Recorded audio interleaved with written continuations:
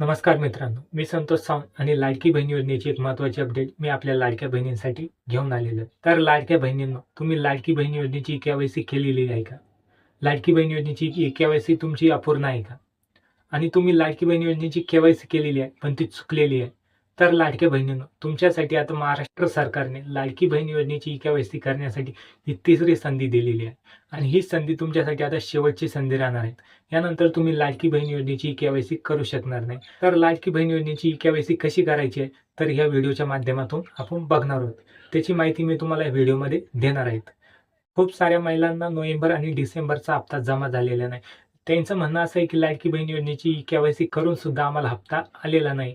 तर याचीच दखल घेत आपल्या महाराष्ट्र सरकारने अशी सूचना दिली की लाडकी बहिणीची जी के-वाय-सी केलेली होती, ती के-वाय-सी खूप साऱ्या महिलांची चुकलेली आहे.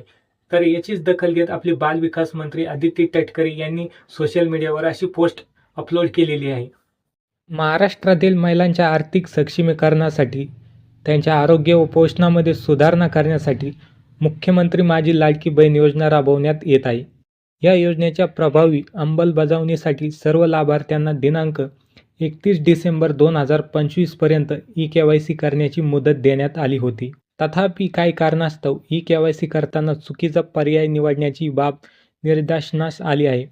म्हणूनच योजनेच्या निकषानुसार या लाभार्थी महिलांची शास्त्रीय स्तरावर अंगणवाडी सेविकामार्फत प्रत्यक्ष पडताळणी म्हणजेच फिजिकल व्हेरिफिकेशन करण्याच्या सूचना राज्यातील सर्व जिल्हाधिकाऱ्यांना देण्यात आल्या आहेत. नंतर तुम्हाला कोणतीही तक्रार असेल तर अंगणवाडीतील सेविकाकडे तुम्हाला तक्रार नोंदणी करायची आहे.